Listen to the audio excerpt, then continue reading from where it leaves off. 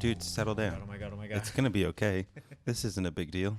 It's a We're big deal. fine. We're No, it's starting not. the Marvel Cinematic Universe. It's a big deal. It's kind of a big deal. It's a huge deal. In that it is the longest endeavor, other than our actual premise for this podcast. Yeah, it's going to that take 23 weeks. Yeah.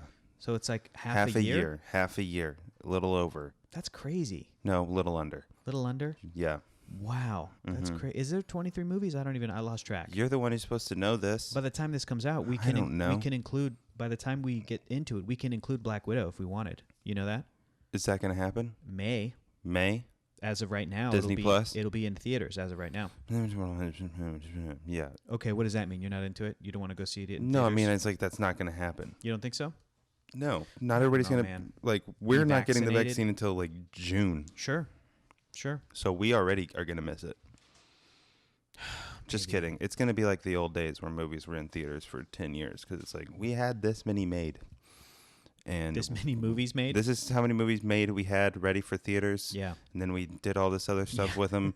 And now I And guess don't what? know. They're back. I don't have anything to give you until Yeah. we're able to safely make them again. I know. That's crazy, man. This is going to be nuts. But at least we're doing this, and this is fun and cool. But don't worry, Tom Cruise yelled at everybody, so it should be fine now. Yeah. Everybody's going to get ship shape. Shipping it shape. Up in That Scientology ship.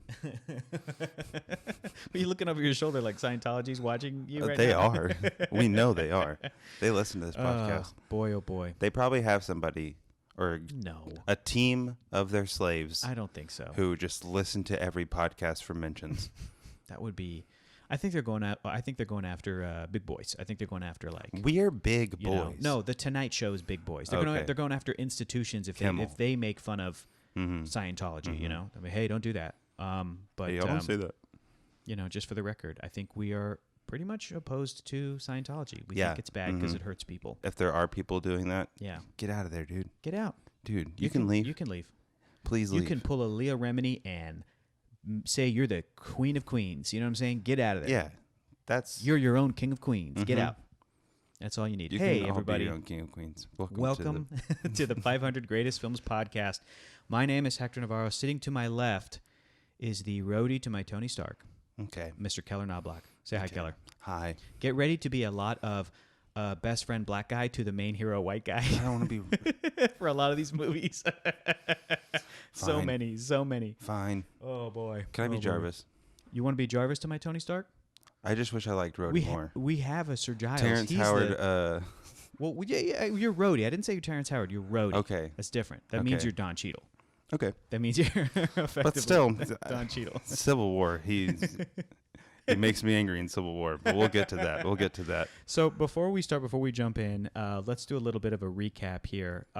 This podcast you're listening to is the 500 Greatest Films Podcast. And Keller, why don't you tell everybody what the premise was before COVID, before March of 2020? What were we doing? Much like the movie Iron Man, in the year 2008, Yeah.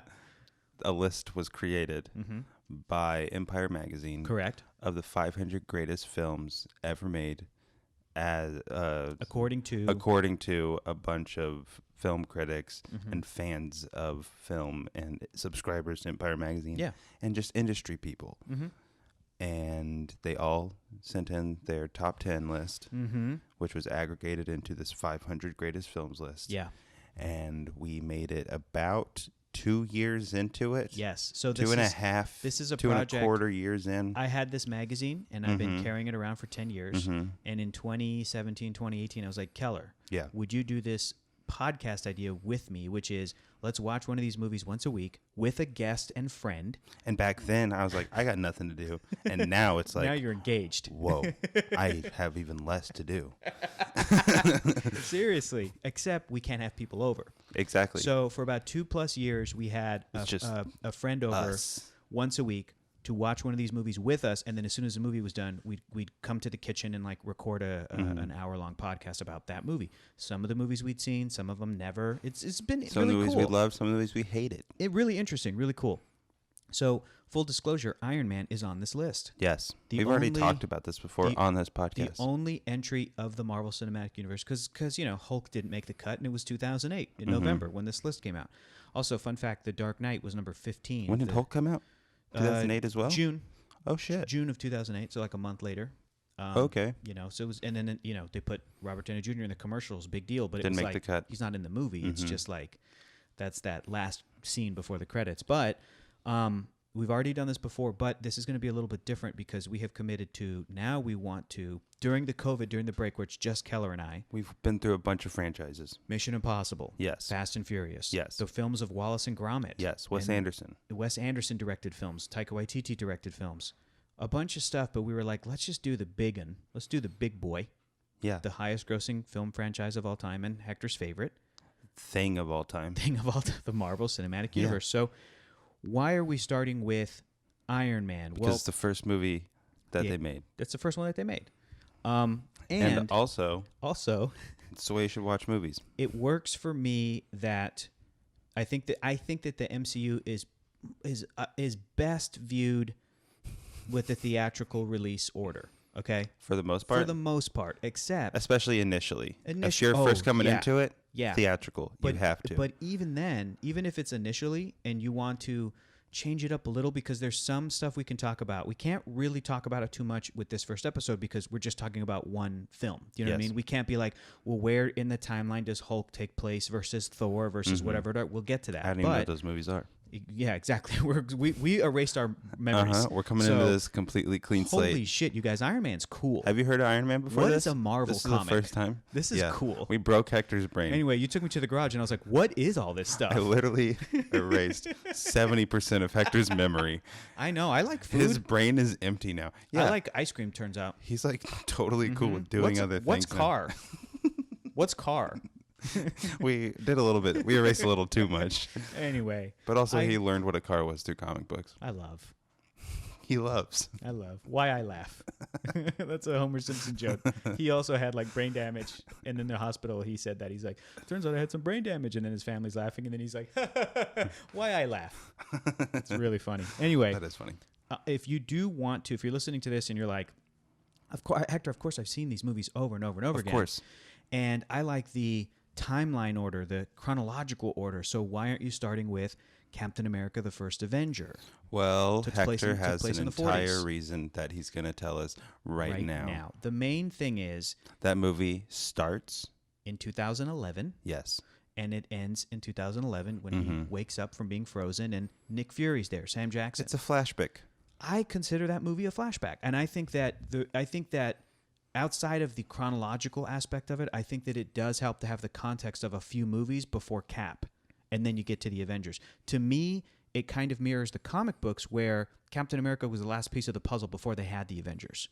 Okay? I don't know if you Especially since it's like, you know what S.H.I.E.L.D. is, and then we go back to Cap, and it's like, this is how S.H.I.E.L.D. came to be.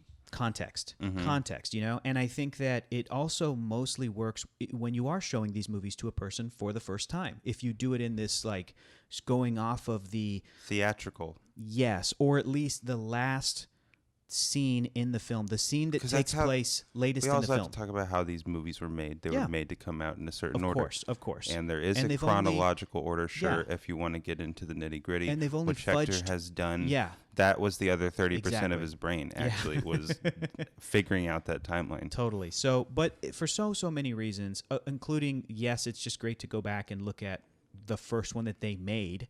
It's great to start with Iron Man. Even though we did it less than a year ago. I know. Excuse me. I know. Yes. But it's great to start with Iron Man. But it's still a good time. Yeah. Do you want to start talking about Iron? Is there any other sort of like, why are we doing Iron Man versus another movie and versus, you know? I have nothing. The only reason we're watching Iron Man first is because it's the first one to come out. Okay. Well, that'll change. That reasoning will change. That will change. But right now it's like a Schrodinger's cat. It's both we're watching timeline order, but it's also it happens to release. It's that Venn diagram. Exactly. It fits right in the middle. Exactly. So few things otherwise do. Because you're going to make me watch Iron Man 2 next. Correct. Rather than The Incredible Hulk. Correct. Which I am a little upset about. But because I have some other reasons for it. I have some other reasons for it. Because you think the Tony Stark that shows up at the end of The Incredible Hulk has already gone through the events of Iron Man 2? I think he does. I also think that that's sort of what Jon Favreau said, because I remember the first year that... Jon Favreau is George Lucas with this shit now, though. He's he like, well, what I meant to do was, what this is actually saying. But I remember even before Iron Man 2 came out in 2010, when Favreau was doing press for the first Iron Man, I think people were already asking him about Hulk, because I feel like Marvel Studios at some point before Iron Man 1 came out, they're like, oh, both of these movies are like, we can cross over and we'll eventually do that. And the nerds knew what that meant. But regular movie people were like, okay, like these are Why would they know each other? Why would Iron Man know Hulk? That doesn't make any sense, But it actually makes perfect sense. They're writing in Variety like, this guy's cuckoo puffs, whereas comic book fans are like, no, it makes perfect sense. But that's how it works. At one point, Favreau was asked about... People in magazines did no research? Well, here's the thing about... They didn't know what the Avengers was? Here's the thing about people who work at Variety. They can do as much research as they want, but if they are not as familiar with like the history of the thing that's being adapted, they're not going to know the nitty gritty. They're not going to know the Hulk being on the Avengers isn't nitty gritty. You're right. They're going to know that stuff, but they're not going to know about... I mean, I have so many examples where folks doing write-ups screw that stuff up. Just minor details that always bug me, where I'm like, well, that's not who created Thor or whatever. Like stupid stuff like that, where I'm like, oh, Jack Kirby didn't create Spider-Man. I don't know, whatever weird. If it comes down to credits, if it comes down to, I don't know. But there's tons of examples of like, well, these folks are not working in the comic book news industry. They're working in the movie news industry. And that crossover is the Eternals is coming out. Do you know fucking anything about the Eternals? Movie industry people are going to go, no. And they can go do a Wikipedia research and go, okay, the Eternals were created by Jack Kirby and so-and-so and blankety blank, and it came out in this first issue. But then the comic book minutia is like, well, that's because of this context. And this is what these characters do. And this is how they've been used. And really, the movie's going to be more based off of this thing that came out 30 years later. Like, and nobody's spoon-feeding them this stuff, They should be. I think what would be great is if every time one of these movies came out and they had a press release, they also basically included a press release for the comic itself to be like, here's a brief snapshot of what the comic book is. Here's what the Eternals are. Here's where we're sort of drawing inspiration from. But that's not how the movie industry works, I guess. Correct. Because they're trying to pitch against it also. True. They don't want people to go and look at... Write it off as just this. They don't want people to necessarily go and read Edgar Rice Burroughs' John Carter, Princess of Mars from 1912. They want people to be like, hey, be excited about this movie in 2012. Do you know what I mean? They can't, you're right. It's tricky. They can't go, hey, go look at Orson Scott Card and Ender's Game. No. Just don't worry about that. We're just doing a new movie called Ender's Game because he's a piece of shit. Yeah. Like that's not to say that the comic book creators were, but anyway, we're making a new lots of reasons. Fantastic Beasts movie. Yeah. Oh, don't worry about that. Anyway, it's interesting to be a comic book fan who is basically my age and who's grown up with these movies blowing up in the 2000s. Well, not even growing up. Yeah. Like you were an adult. Yeah. You were a full-fledged fan of this shit your whole life. Correct. Before anybody knew about it. Correct. Or at least before Hollywood gave it serious thought. Because as a child... Spider-Man was as close as it got. As a child... You were still like 14 or something, yeah, right? Yeah. As a child, Superman and Batman were also movie characters. But Wonder Woman wasn't. How much? And the Hulk wasn't. And all these characters weren't movie characters, but they were pop culture. But when you were a kid, how much were people talking about Christopher Reeve, Superman? Not that much. It was all about the Tim Burton, Joel Schumacher Batmans. Even that too? Yeah. Kids love those? Yeah. I mean, I don't remember. I was a kid and I had all the Batman Forever toys. And I remember when those movies came out, Batman Forever, Batman and Robin, they were big. They were big things for kids. Or did you hate them? I thought they were fine. I thought they were fine. When I was a kid, I liked things about them, and remember, that's all we had. Compromise, man. True.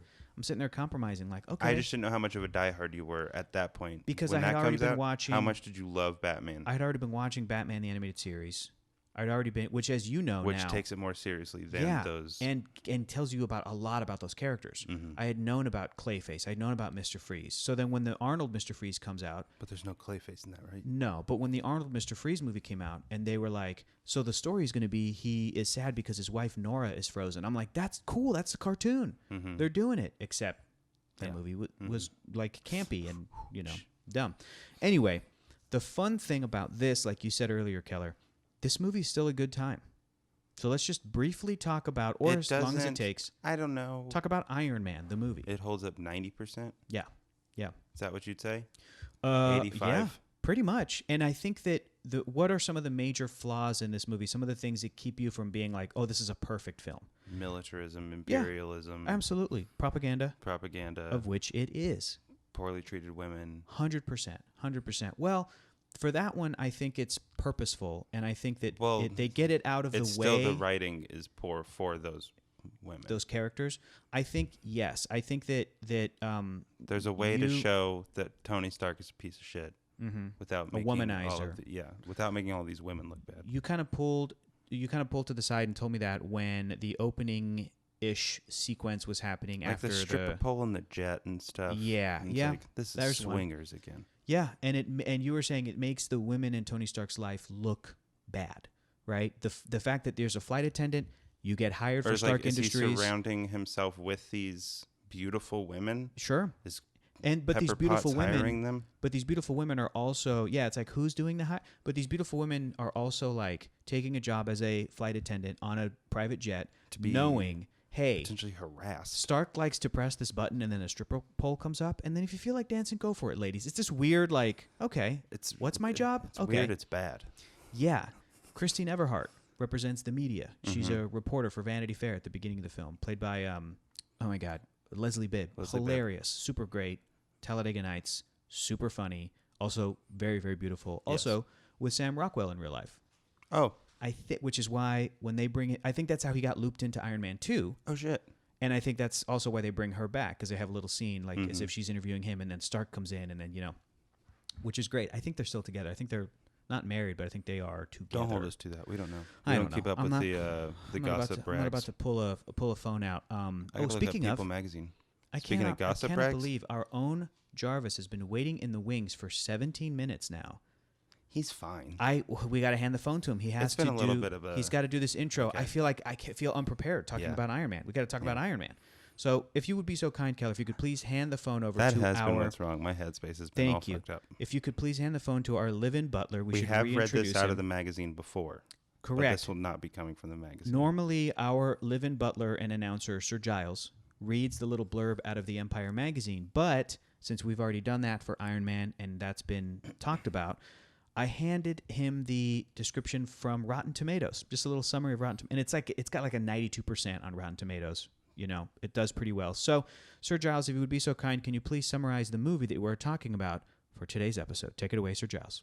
Iron Man, 2008. Director, Jonathan Favreau. Powered by Robert Downey Jr.'s vibrant charm, Iron Man turbocharges the superhero genre with a deft intelligence and infectious sense of fun. Thank you so much, Sir Giles. Normally reads everything from Empire Magazine, which is a British magazine, in a stuffy British voice. But to hear that, I think it was great to hear Jonathan Favreau. I think it was, Jonathan. Yeah, it was really great. Thank you, Sir Giles. Keller, would you agree or disagree with that summation? I'd say it's just about true. Yeah, it's just about true. Just about true. It re-energizes, supercharges the superhero genre, which, again, that context of, in 2007, we had Spider-Man 3. We had, oh my God, we were a year after X-Men The Last Stand. It's the best version of an Iron Man intro that probably could have been made. Absolutely. Absolutely. I think it's the best possible Iron Man 1 movie ever that they could have made. I think that it's an amazing... Well, I don't know about that. I mean... All the issues we talked about, they could shore those up, and then, hey, man, we're looking at a full 100% in Rotten Tomatoes. They could, but again... I think it's important to note that they do some of that. They do a little bit of it in Iron Man 2. But by the end of Iron Man 2, they have Iron Man, Tony Stark, sort of profess his, hey, I want to be in a relationship with you, Pepper Potts. That's just retroactively fixing the problems with the first two, though. What do you mean? Scripts. The way they did the characters. Okay. In the first and second movies. Yeah. Iron Man does become a better guy. In terms but the of way they even go about how he becomes a better guy, they handle better later on. They handle better. Okay. Yeah, that's Rather than just he's like, oh man, this rich guy is just stumbling over people to become a better person. Sure. And then later on, less. Do you think that it would be possible to have a character who is supposed to be like the Tony Stark archetype of like he sleeps around, he is a it womanizer. Is possible, but have it be the thing depicted is appropriately. Leslie Bibb is like, how can you do this? How can you do this? How can you do this? This is completely fucked up. And then sleeps with him. him. And then immediately it cuts to, and it's like, why did she do that? Yeah, it makes him look good and her look bad. Yes. Because it makes him look charming and charismatic, which is an important aspect of his character. But it makes her look like you said when we were watching the movie, well, she just gave up her ideals. Like she doesn't actually, she doesn't actually care. Yeah. And you're not wrong. It's not great. And I think she represents the media.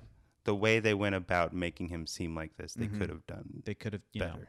It's very 2008 too. It is. And I'm trying to think of examples of characters who might be similar, but they might be doing that stuff today. Maybe like Lando, Donald Glover, when he played him in like the Solo movie. It's like he was very flirty and everything, but it wasn't like. But then they also were like, hey, he might be fucking this robot, and he might love her, and then she turns into the Millennium Falcon computer, and then he's like, he really loves that ship even more. Like it was this weird like.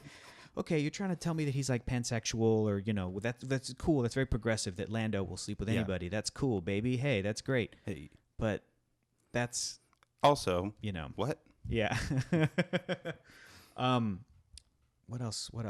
In terms of like flaws of the you're talking about the propaganda and the propaganda. Tons. Like. We're in the middle of the war in Iraq when this movie comes out. Absolutely. So, and the comic book character himself was in the middle of the Cold War when they came out with a guy who is a weapons manufacturer, for the U.S. Army. Who turns to peace. Exactly. Is supposed to have turned to peace. And this, so people can say, well, this actually is kind of anti-military because he doesn't like it. It is and it isn't. Yeah, it's like he does. But also it's like, hey, we're also going to work with the entire military to make this movie. Absolutely. And could you have made this movie without them? I think so. But I also think that it's interesting to see the gradual change for the Iron Man character. Well, from I this wonder movie how to the much, end. like if they made like recruitment stuff out of anything they made for Iron that's Man. A good question. That's a really good question. I wonder if that ever came out of this. Or if, that is... It's tough. It's tricky. Disgusting. It is. And it sucks because it's like this character became such a pop culture icon in such a short amount of time. I remember Barack Obama did a press conference and he made a joke and he's like, basically, we're building Iron Man. And everybody laughed. And it's like, that's cool that he referenced a Marvel Comics character. But also, it's the president of the United States, the most powerful militaristic country on, we're making on a the planet. Suit. It's but then again, like Tony Stark is supposed to be a good person. Yes. It's the same exact thing with Captain America. He's a propaganda character. But then we get into the are there any good billionaire thing. So right. Like Batman, like any of those characters, it is all sort of wish fulfillment that in the 30s and 40s, Batman was created as a way to be But in this billionaire. universe, they're supposed to be good billionaires. That's the separation. They're supposed to be good billionaire, and it's Tony Stark. Yeah. And that's it. The only other rich character... That's a suspension of disbelief. Yeah. The only other rich character that this franchise ever gets to is Iron Fist. Danny Rand is also a billionaire, and he's also supposed to be a good person because he was raised in Asia. He comes home after he's, so he has some other problems, but then Luke Cage calls him out on it later at some point. He's like, you're this and this, you're spoiled, you're this, you have all this privilege, blah, blah, blah. That's all in the comics? Yeah. That's awesome. For sure. And if it wasn't too much in the comics in the 70s when Iron Fist appeared. When they brought him back. It's happening now. Yeah. I'm saying you can read Iron Fist comics that are about that. You can read Iron Man comics today that are about what we're discussing, where it's like, look, man, this is how he's using his money. It's that same conversation with Batman. Like, could this character be depicted as being more philanthropic, forward-thinking, helping the world in a different way? He says is like, as soon as there's no more need for weapons, we'll start building baby hospitals. And he said, are you reporting on our IntelliCrops that we're also using with military funding? And it's just interesting what they... And when I say they, I mean like Marvel Studios get away with in their movie and in their script, because this movie, the script had to be approved by the Pentagon. This movie which also is could have fucked. addressed how the Pentagon's budget is bloated as hell. Astronomical. It's insane. It's like, what if Yeah. instead of military funding going towards IntelliCrops, just It science funding Yeah, exactly. Yeah. existed? There was government science funding. That's a really good point. And then one of the things I said is like, if you And again, I do love this movie. I mean, yeah, because it's this And seeing it in theaters for the first time, it's like, fuck. It was awesome. Shit's about to start happening. It was so much fun. But in terms of there's also those great essays that were on Slash Film about the military aspect of these movies and the propaganda. What? That one guy who did the entire MCU. Yeah, he did the entire MCU. What's his name? And I'm forgetting I'm blanking on his name. But if you just look it up, if you look up like Slash Film, MCU, rewatch or whatever, and there's some great essays. That's wait, no, that's not him. There's some great essays, and that was the one that made me appreciate the movie Doctor Strange more. Because Doctor Strange is an okay movie. Like, it's good. Like, it's not great, it's good. But rewatching it with this context of like, well, what is it really saying? I think it needs to get more credit. And we'll kind of around Slash Film. Yeah, and we'll kind of get to that when we get to it. But anyway, really, really interesting stuff. It seemed for a while the Marvel movies were sort of going away from that, and then we got right back to it with Captain Marvel, because it's another one that was sort of like in part funded by the Pentagon and the military, and how it's depicting fighter pilots and Air Force, pilots and all that other stuff. So, oh, yes. You found him? Yeah, Saddam. Yes. Saddam Aklana. Yeah. Really great writer and has some. And Saddam is somebody who also. One of the best Twitter follows you'll ever make. And Saddam also has a lot of he appreciation. Did the entire MCU. He loves all of it. For these movies. Like he can, And the characters. Totally. So, but it all boils down to that fantasy. This is not a documentary. This is none of these people are based on real people. Sure, but when really. you bring in real life fascistic institutions. You're absolutely right. And to Iron be a part Man of it. As a character was based on Howard Hughes, was based on these types of people in billionaire history, these figures. Inventor figures. What I'm saying is those stories and those people deserved all of this. It's just such a 60s idea at the same time. Yeah, they deserve all the scrutiny they can get. But we just happen to know, because of how movies work and fictional stories work, that we do know in his heart Tony Stark's a good guy. So I think we are forgiving a lot of what the movie is sort of swimming in, because we're like, no, but I know Tony's a good dude. He really wants to help innocent lives. And then we see him go do that. And he fights these Which is why people. It becomes a problem that they do end up, when making the movie. Yeah. If you're going to make a movie. Right. A kid is going to go see this movie. Yeah. And sure, they'll get... Number one, they don't come into that immediately with this guy's a good guy, except for just how that's how movies work.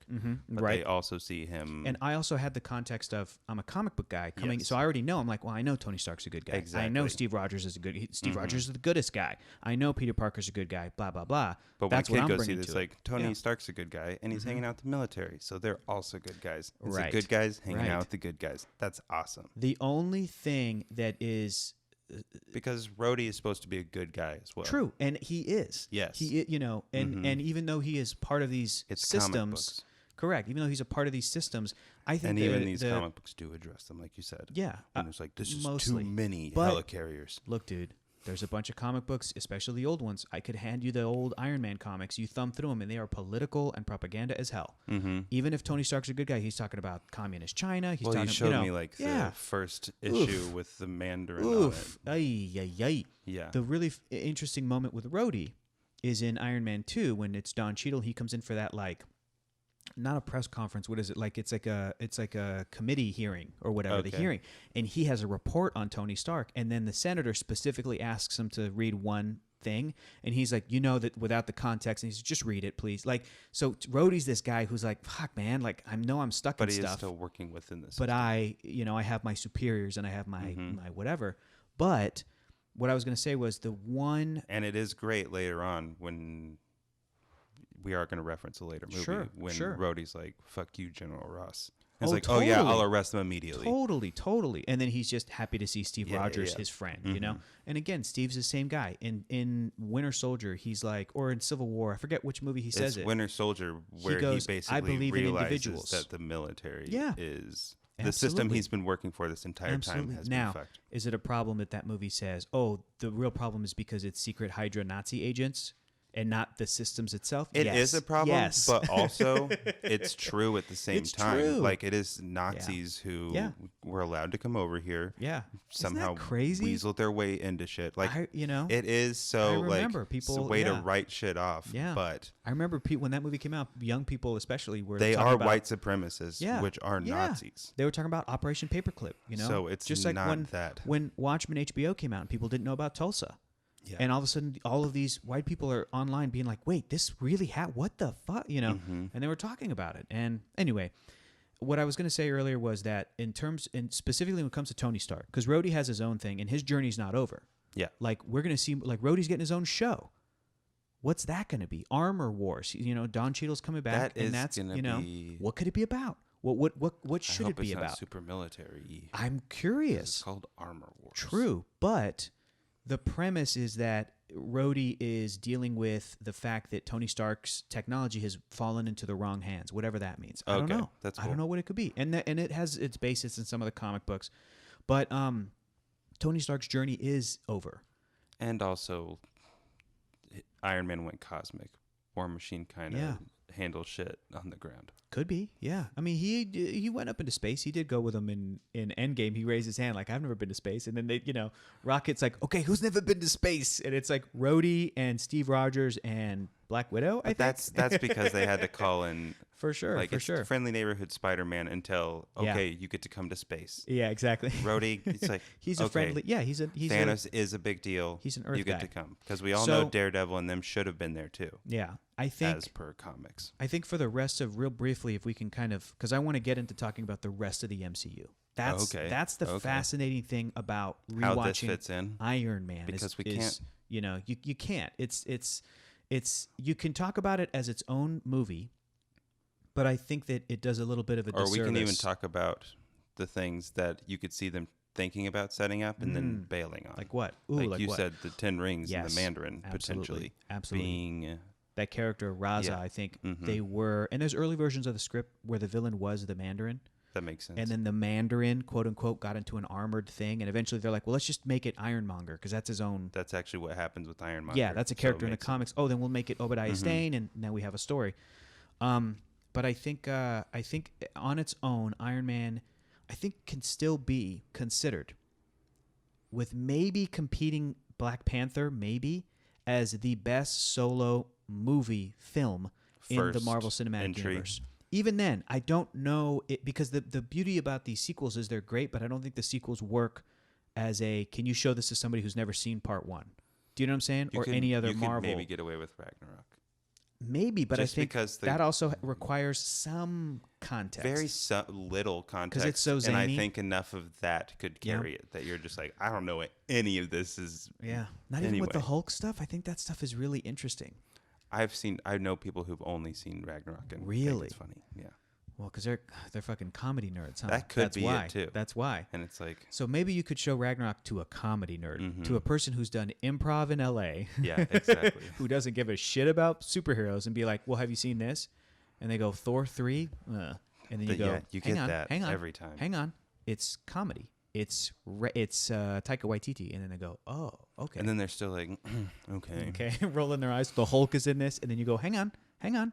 Hulk's funny. Shut the fuck up and watch it. That's what I say to them. I think Black Panther is also... But I don't say that because I don't see people. Yeah. You tell it to them over the Zoom. I think Black Panther is also like an insane achievement. It's this, that you don't need to have seen like Civil War or any of these other, definitely not. You can just show it to somebody and be like, here you go, look at this amazing movie. Get the context. This crazy, fun, superhero, spy, tech thing and that has something to say, but it's still superhero-y. Because Spider-Man is completely leaning on Iron Man the entire time. And also leaning on some context of, hey, it helps if you've seen some Spider-Man movies. True. Because if this was a True Blue Spider-Man 1... They would have given you the intro. Uncle Ben, the origin, here's Norman Osborn. He's a pretty important character. Here's Otto Octavius. He's a pretty important character. But they skirt some of that to go, here's Adrian Toomes, Michael Keaton. And it's awesome. But... anyway, I think you can make the argument that Iron Man is still one of the best films on its own for what it is, for what it does. But even Iron Man by itself, I think every superhero movie works in a context of, well, you're familiar with a superhero, Black Panther right? does build on Iron Man. True, it does. Because those two, it does. They're similar movies.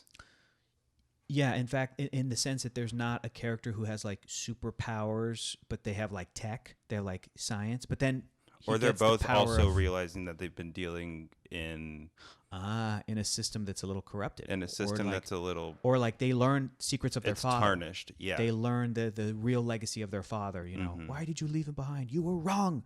And Tony Stark kind of learns a little bit of that with Obadiah, who kind of represents his father. And the company in a way, and you know he wants to be held accountable, but then his company's doing stuff without his. Or just the fact that T'Challa has full faith in Wakanda at all times until that movie, until he realizes. Absolutely, you're right. And it's the same thing. He had full faith in Stark Industries and what his father has built, and that fact that he was. I think that's a very Marvel thing.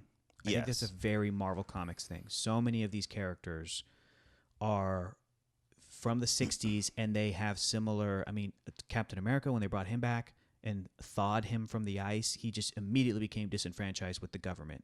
And that was in comics in the 60s, only 20 years since the end of World War II. Now, with this many decades, it's like, yeah. Of course. He would be looking at, you know, what the Bush administration and they, you know, more information. There's about to be a crazy documentary about the Reagans coming out. Ooh, really? On Showtime. That's very interesting. That's about to be like, this was a perfect puppet for billionaires. Interesting. Yeah, so going back to that myth that Tony Stark is a good billionaire, I think is really interesting. Anything else in the movie itself, in the solo first Iron Man movie that you wanted to highlight? Love the score, but you don't like the electric guitar. I like most of the score. Okay. Like the stuff when he's like, let's drive real fast. Oop, you lost me. Oop, let's get on the train or in the plane. Rock and roll. Like he yells rock and roll while rock and roll music is playing. I don't like that. That's on the nose as hell. But mostly you were like, the theme is good and the music is good. And the music that's playing when that first shots of the suit up. Oh, it's awesome. It's awesome. And the quiet stuff with him and Pepper, the music, you know, those little like, you know, dun dun dun dun dun. Great. It's all really great. Effects hold up really well. They really do. There's only a few things that like a pretty CG hand, and you know when Tony loses that glove or whatever. But it's mostly pretty damn great. Yeah, pretty great effects. What else? The cast. Perfect. Awesome. Not a bad. Let's talk about Terrence Howard for a second. Is there any party that's like, I'm bummed, or are you like, no, I like, because I love Don Cheadle. I love Don Cheadle. Yeah. I'm not mad that Terrence Howard. I'm glad they recast him. Yeah. Given what I know about Terrence Howard, it's a bummer. Yeah. But also, I think, I don't know. It's a bummer. Don Cheadle's great. He is great. I don't consider it an upgrade, downgrade. I think it's a wonderful side grade. It's an upgrade considering that he hasn't done that despicable like, things. Hasn't had like assault charges or anything. Against his ex-wife. Terrence Howard, I think, also did a good job in this movie. Sure. As Rhodey, and I think that it would have been great to see him. And he was great opposite RDJ, which I bet was like he held his own against the charisma. According to some of the rumors, and it's, you know, we are never going to know how it actually went down because unless Tom Cruise yells about it. Yeah, unless there's like, you know, footage of people, you know, being cool or being shitty to one another. But even then, that's not every day on set. That's just a little snapshot. But apparently, with some of the rumors, it was a little contentious and difficult, and it doesn't come across like that in the finished film. No, not at all. They seem like real friends. Everybody, and then Rhodey with like Gwyneth Paltrow, and then, you know, everybody. I think she did great. I think that the line that goes back to what you were saying, Keller, about like how are women depicted in this movie, and is this character Tony Stark a guy who just surrounds himself with women that are like, oh, it's fine that you're the way you are. And that's not Pepper Potts is supposed to be the anti that. Correct. It's like, well, he has respect for this woman. Yes. Basically. Yeah. Or at least, I think you're right. And I think also that like when they're dancing at the Disney concert hall and she has her backless dress and then she's like, this is weird. Let's get some air. She's kind of saying like, look, this is inappropriate. It's inappropriate because you're my boss and people saw me. And he's going, no, it's okay. We just dance. And I think she's right. But then she also says, like, everybody knows how you are with girls, not women, girls. And that's fine. And she's like, take out the trash. Yeah. And so it's like, okay, so she's kind of part of it. She's, you know, part of this whatever weird corporate culture of like, you know, swinging. It's like when we watched Ted Lasso guy. and they were like, you didn't stop my husband from cheating on me. Yeah. you know, because you were just a part of the company or whatever. Watch Ted Lasso. It's really great. It's good. Really great. But it's probably going to be brought up in every episode of this podcast we ever do again. But the good thing about Pepper Potts as a character is that we talk about Ted Lasso. Here's the thing about Pepper Potts. How do I start talking like this? As a character is that we do know, and you also sort of know as a comic book fan going into it, you do know that like their relationship is more than just she's this woman who or friends. Like they do fall in love, and the movies eventually have them. But it's also very 60s. You know? This is inappropriate. Yeah, they probably shouldn't. It is. A ton of these movies are. I think they're just updating weird, out-of-date things. I think I'm giving them more credit because I know what they're working with. Do you know what I'm saying? Sure. So maybe that's my problem. Maybe that's all of our problem. The superhero fans that are all like, maybe that's part of the issue is that every time a superhero movie's like, now here's this character who was white, but now he's black. All the racist people come out and they go, hey, but I want it to be like the comic book.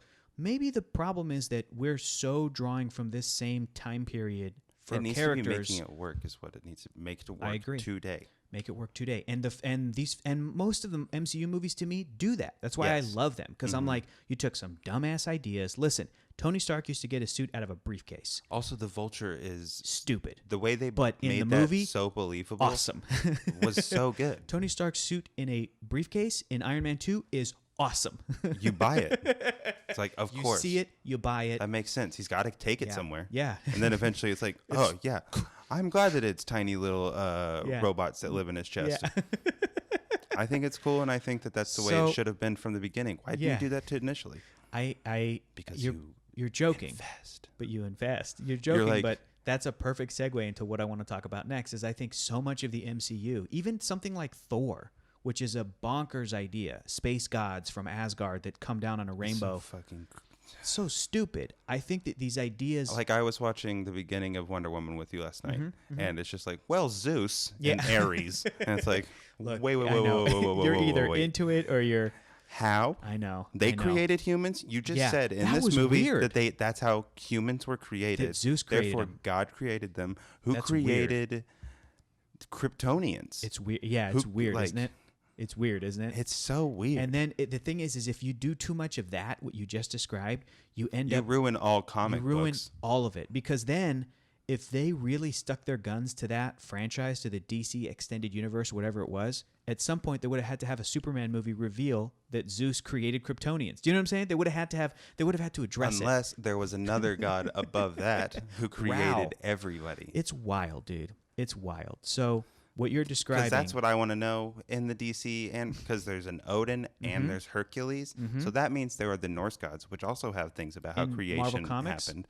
Yes. And then you have the Greek gods, which also have things. And that ain't it, so baby. How were humans created? Native American gods. Yes. Inuit gods. Yes. Japanese gods. Aztec gods. Mayan gods. It's cool. Real and true. They're all there. They're all there. And Marvel Comics has gone out of its way to explain that's going to be Phase 7. It might be the Eternals, honestly.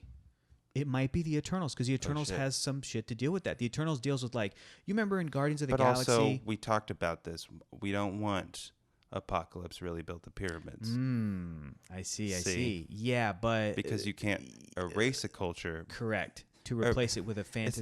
It's not an acknowledgement if you replace it. So the Eternals is this weird little sidestep of that because the Eternals, if you recall Guardians of the Galaxy, Benicio del Toro. Yep. When he's talking about the 5 concentrated ingots, and then he has these flashbacks, and there's this big purple guy who throws a staff down and then wipes out a planet. Who's that? That big purple guy is a celestial. They're these huge beings. Ego. Yeah, but Ego is, I think, something different. Maybe he's considered a celestial, but I think he's something different. Ego might be like an elder of the universe. Anyway, the important thing is there's more of these people in these armored, these big beings, right? The Eternals is going to tell us that 1,000,000 years ago, when people were evolving, they were still Neanderthal, or they were still whatever stage 1,000,000 years ago was. Science. That Celestials came to Earth and they took some people and experimented on them and created 2 offshoots. One of them are called the Eternals and the other ones are called the Deviants. The Eternals are kind of like angelic and have powers. So we're deviants. The deviants are kind of demonic. No, and then some humanity was left alone. And then regular humanity. That's okay. it. Okay. So the Celestials is kind of saying some of that stuff, but also being like, but then humanity in the middle, they did its own thing. Mm-hmm. And these two beings, these two groups, we're going to learn about the Eternals and the deviants, and they're kind of doing their own thing. But humanity in the middle, because of the Celestials, it's kind of like Prometheus, because of the Celestials' genetic tampering, the normal humans just became predisposed to at some point. It's like in the Bible when get an some angel powers. would fuck a human. That's it. And then they'd be a giant.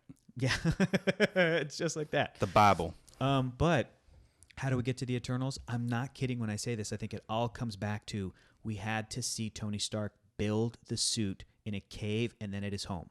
Yes. The fact that we're seeing that makes it okay to get the techno-organic, the nanotech suits that he gets later. Sure. I'm not mad about that at all, especially since that is in a post-Wakanda MCU. And even Wakanda itself, it's like you buy the technology of the world of the MCU because of Iron Man, because we saw it in its early stages. And then it tells you that Black Panther's technology is significantly more advanced than Iron Man's. And then you're like, okay. At that point, you're so far into it that you're like, fuck, it must be pretty goddamn and advanced. Thor, and Spider-Man has powers. And now there are people that... They're not using any Thor magic.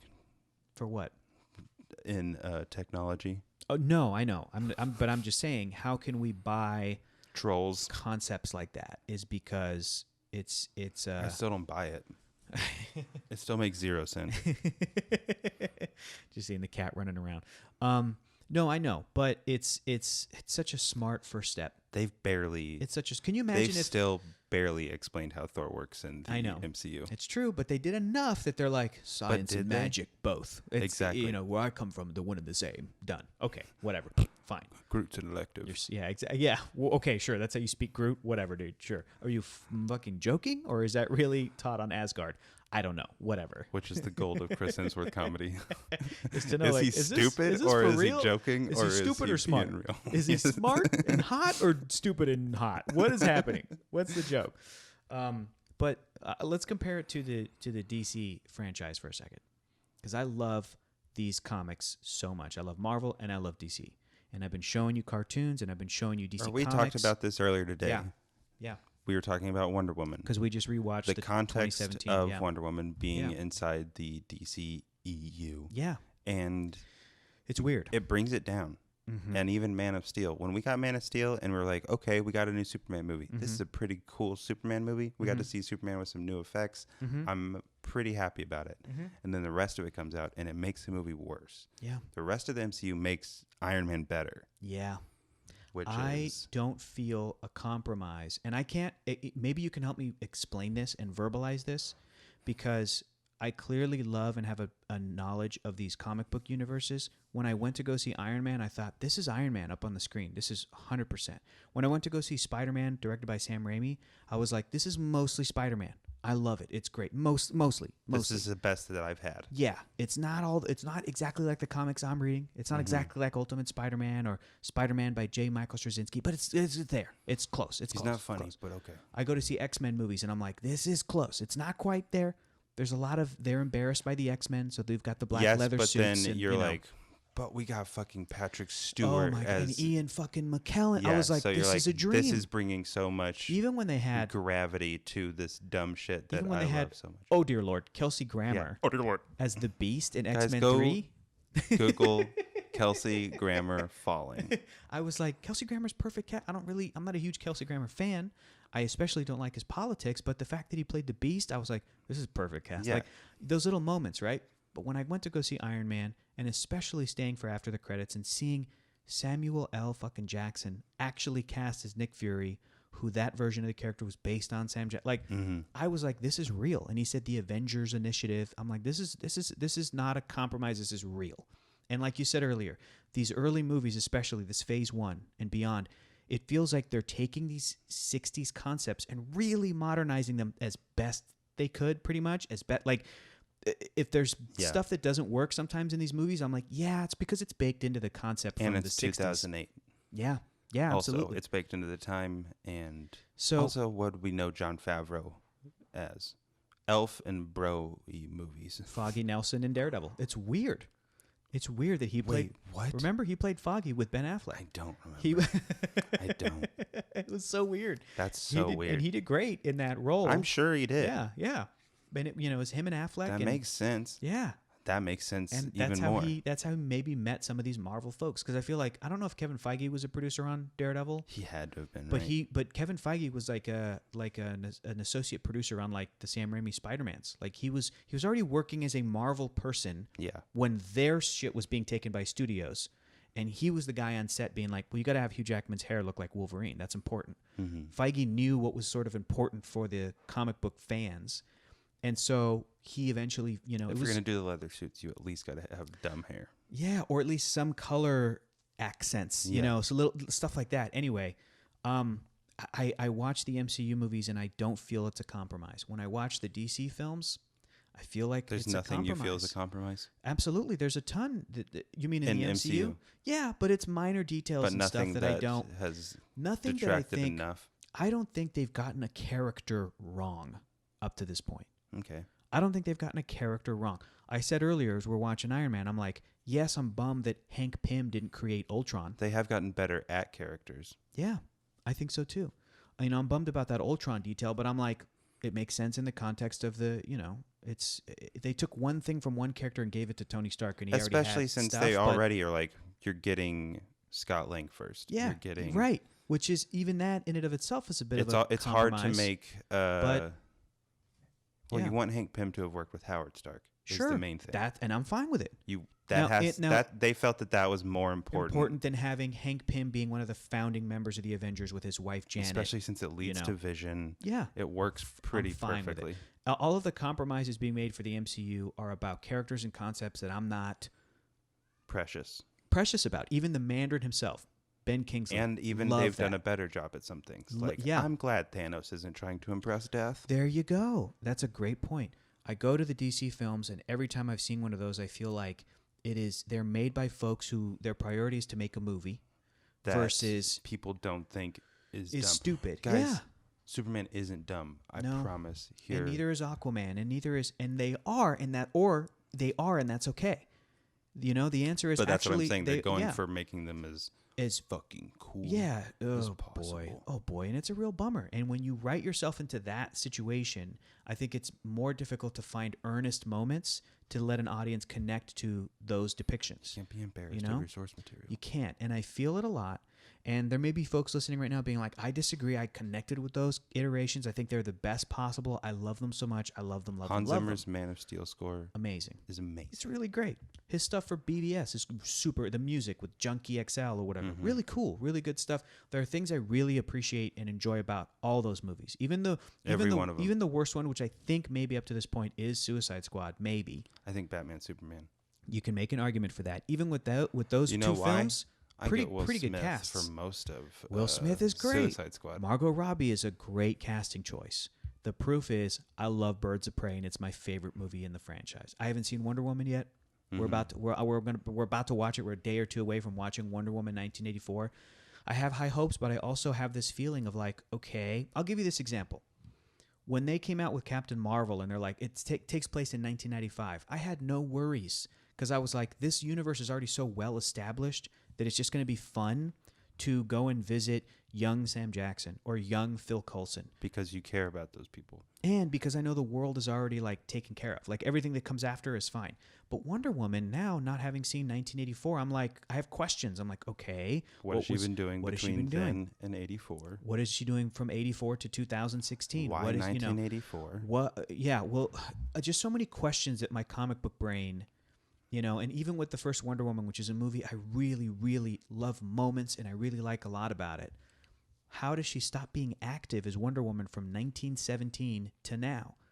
Captain America's excuse is that he's frozen, and it's built into his character. But I love the idea of taking Wonder Woman and putting her in a previous time period. But I'm like, okay, well, you better do some world building. Does she affect the world? If not, she's kind of a shitty superhero. I'm sorry.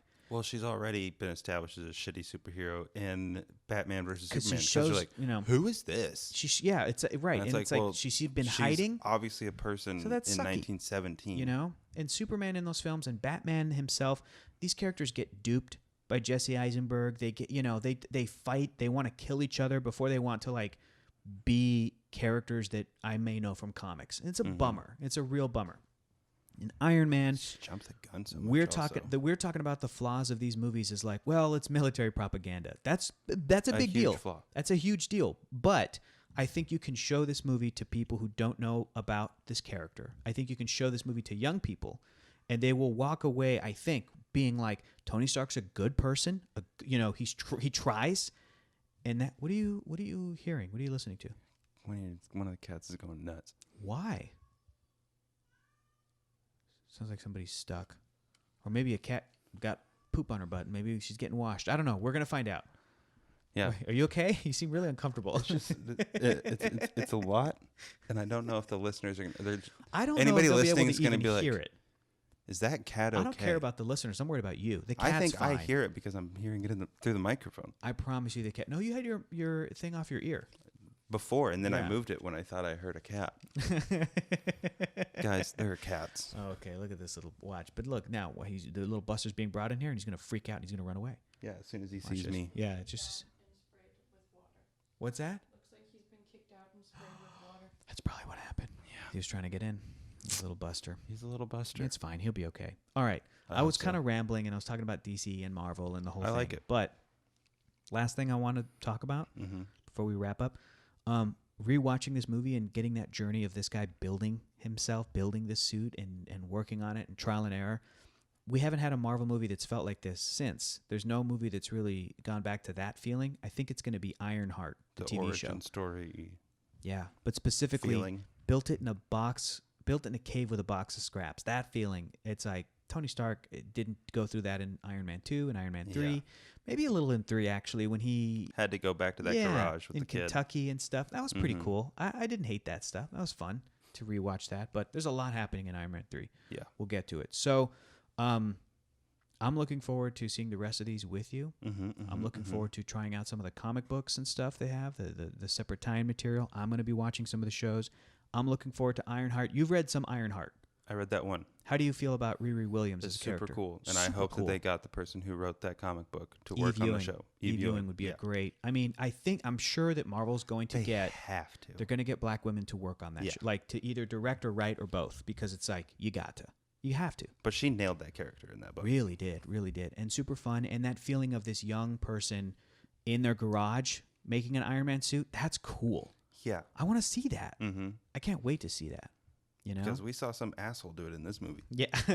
who was very wealthy. So I want to see some young kid who like doesn't have that kind of money. Because we barely even get to see Peter Parker like tinkering and building his stuff. It's just kind of like we'll get a montage that shows that he knows how, but it's not like some of that. Yeah, he was like they don't go into Peter being correct. Like and you know why? Super good at engineering and science and stuff. I think because fortunately and unfortunately, fortunately for us to be able to shortcut, unfortunately for us, there was 5 other Spider-Man movies, and they had some of that in those. Like and he's like Andrew he got Garfield. he got the internship, and he's on like the quiz team, so he is a dork. But they don't go into him being an aspiring scientist. It's like I found a really good VCR. There's that stuff, but a little dumpster diver kid. In the second one, he does rebuild a suit with his own ingenuity, but he has the Tony Stark resources in the jet, where he's like, check this out, and he builds his own thing. It's leaning on what you already know. Right, because it's a little bit of a shortcut, because maybe audiences won't be down to be like, we have to see this kid use a monkey wrench again. I did that in Iron Man 1. Yeah. But it's cool, and it feels cool. You read a few comic books. How did it feel to read this Ant-Man prelude that took place? That was fine. 20 years before. It's got a younger Hank Pym. Howard Stark was in there. Peggy Carter. Yeah. Just a quick little adventure, just to remind yourself, like, oh, this Hank Pym guy was Hank Pym knew Howard Stark. It's back in the day. Yeah, and he was active as Ant-Man, a superhero, secretly in the 80s. Cool. Second thing you read the comic book adaptation. Yes. Of the Iron Man movie, just 2 issues. And that basically just inserts S.H.I.E.L.D. throughout the movie. Like, S.H.I.E.L.D. is the one who picks up the blip that makes them try to shoot him down with the jets. They're aware of this energy signature. Yes. And when he first busts out of the cave, they're aware of this energy signature because they know that Tony Stark's missing. That's how Rhodey shows up. Yeah, exactly. Let him know. They let the Department of Defense know. And then he shows up like, how was the humdrum V? And it was just a great line. The fun V. How was the fun V? How was the fun V? And Tony Stark's like, you bastard. It's like, you've been fucking saving that this whole for time? 3 months. I could be dead. And then at the end of this comic book, so those two moments happen. At the end of the comic book, you get to actually see a little bit of that scene. You get to see the scene play out when Fury shows up at Tony Stark's house, and he hacked it. Welcome home, sir. And he hacked it. What'd you make of that scene? Tony Stark just blows him off. Yeah. Just tells him, like, I don't want an opportunity. That's already what it... I don't want an opportunity. Yeah, he kind of does. It just gives a tiny bit more context. Fury goes, we need Agent Romanoff. Yeah. So you already know. So you know Iron Man 2 set up. Yeah, exactly. And when that takes place, it's like, okay, Fury and Coulson and whoever, they're already working. And they know that they're going to get him. Yeah, which is just going to be more difficult than they thought. So I'm going to get you some more comic books to read. In terms of what's coming next, it's going to be Iron Man 2. Where can people stream it, Keller? Disney Plus, baby. And one other place. What was the other one? Uh-oh. You check remember. your phone. I do. Check your phone. Then say it. I want you to say it. Why? Where else can people stream? Amazon Prime. As of the time of this recording, which is cool. Yeah, if you can't do that anymore, I don't know what to tell you. Or, I don't know, get them on Blu-ray. I think they're cool. They got good special features. Hector has maybe 3 copies of each. 2, I think. This one wasn't in Blu-ray, though. Except no Phase 3. They never came out with a cool... Yet. Actually, they did, and I never got it. What? Super limited edition. Are you a real fan? They didn't come out with 3D copies in it. It was only 4K. It's like, why then? Yeah, a little bit. It's a little bit like, but also you have 3D versions as well as your other 3D versions. You have 2 flat Blu-ray copies of each, as well as 2 3D copies of each. If they came out in 3D, if they exist. Yeah. Yes. Yeah. For Phase 1 and 2. And then for Phase 3, it's just they need the to one. make a mega. Phase 1, 2, 3 in a big old thing. It would be like $2,000. You think so? Yeah. That's so stupid that it would be. Why is it so much maybe, to begin with? Because I think the box set of all 1, 2, 3 of all the movies well, was how like much is 20 movies? 500 maybe. That's like insane. That's so stupid. Mm-hmm. Remember when it's awesome. It used to be like, well, if you want a season of DVDs of a TV show, $80. you pay $80. Yeah. I remember that. Yeah. It was crazy. All right, so Iron Man 2 is next. Yes. And there's specific reasons why. There's not good reasons, but okay. There's specific ones. Specific. Up to you to determine if they're good or bad. Me? I'm determined. Okay. We'll get into it. Just sort of give us your final thoughts on the first Iron Man, knowing we're going into part 2. Keller, how are you feeling? What are you looking forward to? What are you not looking forward to? I'm looking forward to Sam Rockwell. Me too. I'm looking forward to Mickey Rourke. I think they're both very funny in that movie. So that movie is a little bit Gremlins 2 coked out energy. Like, there's like, let's fucking do it, guys. Iron Man 2? Iron Man. Hell yeah. Everybody gets a suit. Yeah. And drones. And more drones. And a briefcase suit. Jesus. And he's going to go to Monaco. Yeah. He's going to get the car. What? Come on. It's a good He's script. just allowed to race? Jeez, this is... It makes no sense. It is pretty cooked out. It would explain it. I don't know if Justin Theroux does cocaine, but Justin Theroux wrote that script. With Johnny Favs. With Johnny Favs, the lead of Leftovers. Yep. Justin Theroux. Pretty wild. And the creepy DJ in Zoolander. 1 and 2. I think he came back. The guy from Wanderlust who's like VCRs and your Game Boys and your printers. Guys, watch Wanderlust too. Yeah. It's my favorite movie in the MCU. So to recap, we're going to tell everybody. Who should Justin Theroux be in the MCU? That's a great question. Because he could play a superhero. Question. So to recap, we're going to have everybody watch Iron Man 2, but also, if you wanted to dip into some comic books, you can read I Am Iron Man, which is the adaptation of the first Iron Man movie. Keller, you already read it. We did it. There's the Black Panther prelude, which takes place the very next in the chronology in the timeline. But don't read the whole thing. As well as, I mean, you can, because that one, you're fine. Okay. The Black Panther prelude is just 2 issues. Okay. The paperback that I have in the garage comes up with some more Black Panther old school comics. Okay. So you're good to go.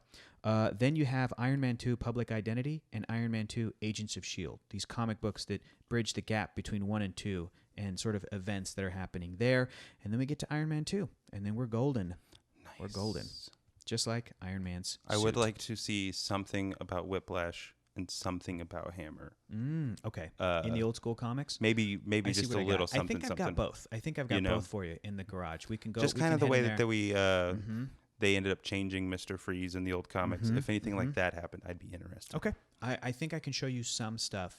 But also... Or even the way, like, we're going to get to Iron Man 3, Bro, the way that they changed the Mandarin. You and I can move on to some of those modern Iron Man comics, the Marvel Now stuff. Oh, yeah. So I'm excited about that, just to Cool, get cool, some, cool. just to get some. So Keller and I go on a little bit of a comic book journey as well, and yeah, and then so we'll see you guys in a week. Yeah. Thank you so much for listening. If you liked it and want to hear more, you can join our Patreon. We've got exclusive bonus stuff on there, and you'll be able to listen to these episodes a week early. So if you're Jones, and if you're listening to this right now, like normal podcast, and you're like, oh, I want to listen to Iron Man 2 right now, you could. I think it's on the Patreon. If you guys want to recommend movies that you want to hear us do a commentary over, as long as they're in the MCU and as long as it's not Iron commentary. Man 2. What? Oh, commentary. You want to do commentary? No, I don't. I really don't. That would be not a lot. on Iron Man 2. But commentaries that we do once a month. Just had Jingle All the Way come out. Yeah, that was fun. Yeah, that movie's crazy. That movie's insane. Sinbad is amazing. Chris Parnell's a in tour that de movie. force. He is. Chris Parnell. Boy, oh boy. He has like Bernard from the Santa Claus energy. A lot of energies. But yeah, you can go to the Patreon to help us decide what movies we do commentaries on every month. And we've got a couple different tiers. You can check that stuff out. And I think that's pretty much it. We'll see you guys in a week for Iron Man 2. Go read some comic books. And go Happy New Year. Happy New Year. Yeah. And be good. Yeah, guys. Do good, be good, feel Be well. good, stay home. That's right. Bye. Bye.